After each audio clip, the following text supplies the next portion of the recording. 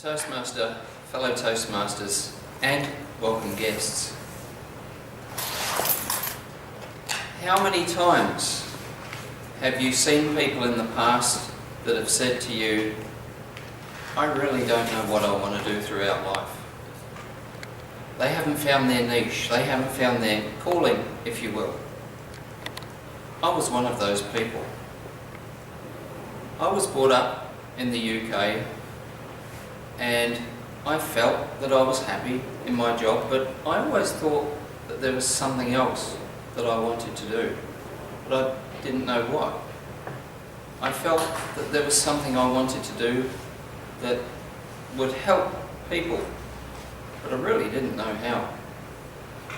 And then one day I was walking down the road and I witnessed quite a serious traffic accident on the street corner.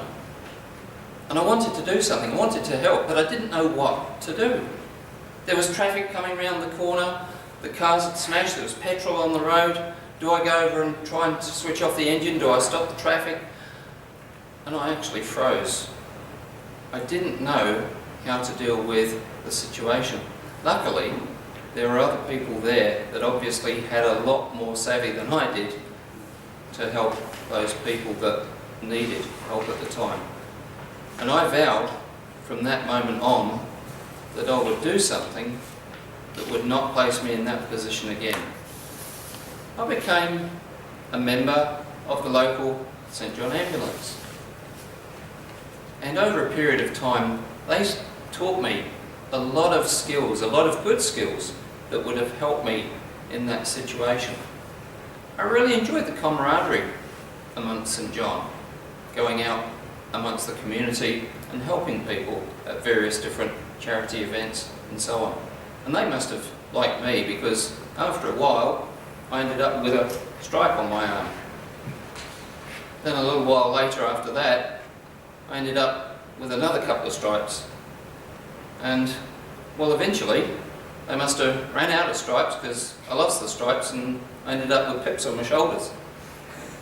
Stand back everybody, I'm taking charge. So I really felt that I had actually found my calling. The lady that I met one day who was going to become my wife was from New Zealand. And although she'd lived in London for quite some time, she didn't want to stay there and decided she'd go back to New Zealand. So I went back with her and we got married in New Zealand. But when I went there, I didn't have a job to go to. And I thought, new country, new start, what am I going to do? I had a couple of chats with some guys down at the local community hall, or pub as some people might call it. And this guy said to me, do you have any first aid skills or community skills?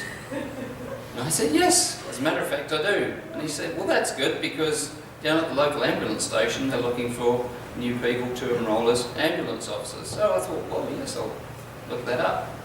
So I did. And I joined up. And the rest, as they say, is history. I became not only an officer working in the ambulance out in the community, but in the time that I was there, I also became a trainer. And I was able to sit in classrooms and train people so that they would not be faced with the same fears that I was faced in that initial car crash situation that led me on this particular journey. I really enjoyed my time there. I really enjoyed the experience that it gave me. We made the decision that perhaps Auckland was not the sort of environment we wanted to be in. Let's face it, who knows about Auckland weather?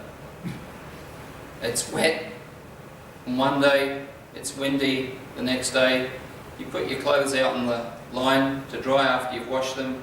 It takes about a week for them to get dry. So the decision was then made that perhaps we'd move to a drier climate and Brisbane was our target.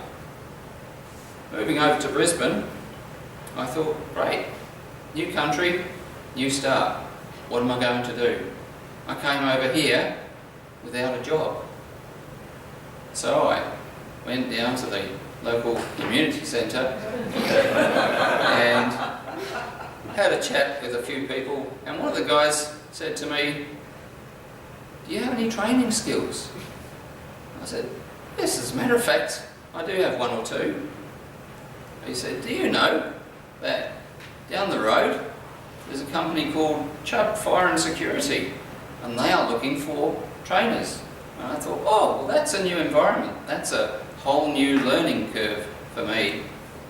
So I went down there and had an interview to find out what they do and how I could get hold of this job.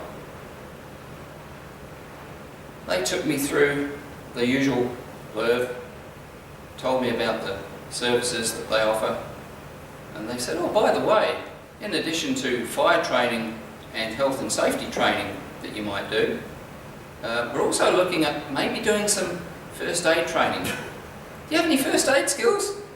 I said, well, yes, I do have one or two of those. They said, great. So I became a trainer for Chubb. And it doesn't matter whether I'm teaching first aid, health and safety, or firefighting skills. Whenever I'm in the classroom, I always start by introducing